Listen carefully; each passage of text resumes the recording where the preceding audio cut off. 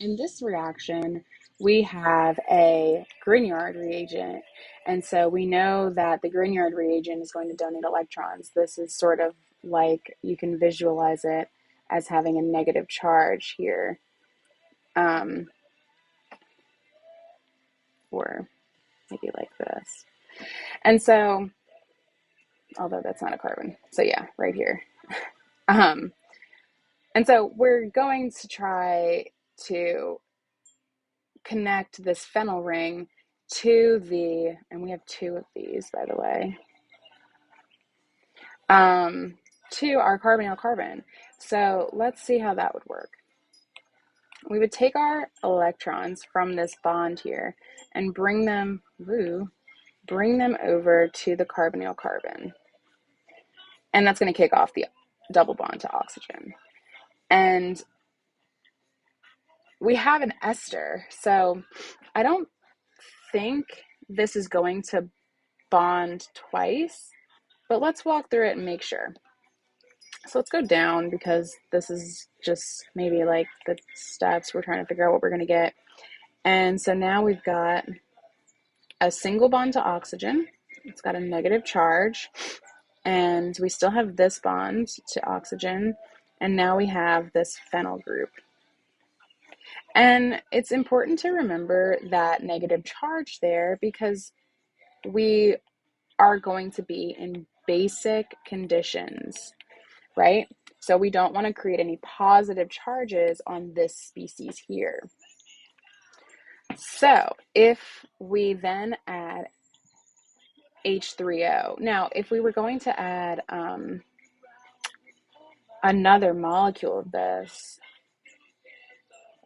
we would have to kick this out.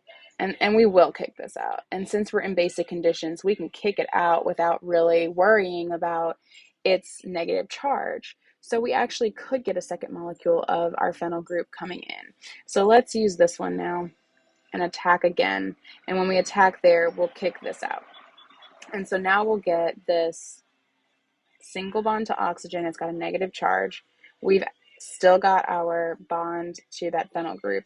And now we've kicked out this I guess it would be ethanol, but it's deprotonated, so it's ethanate, maybe, I don't know.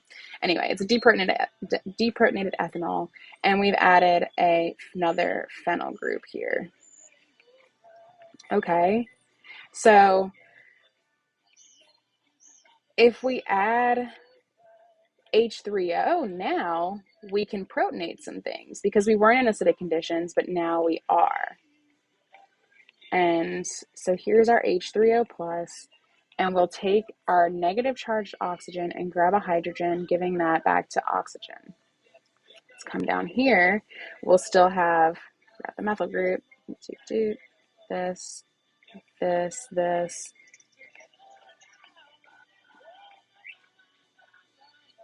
Okay, and we've protonated that negative charge there. And now we're no longer in basic conditions, and we've created an alcohol, a tertiary alcohol, actually. And so this would be the way that I would approach this problem, knowing that I'm in basic conditions up until the point where I add H3O plus. And so remember that because this Grignard reagent is basic and has a negative charge, if you add this acid species in too soon, you're going to just get reactions happening between those two species and not this with this. So this is the way to form a tertiary alcohol out of an ester, or even a ketone can do this, I believe. Actually, no, a ketone couldn't do this, because a ketone doesn't have enough space and doesn't have any good leaving groups. So you would need to have an ester of sorts, or an OH group.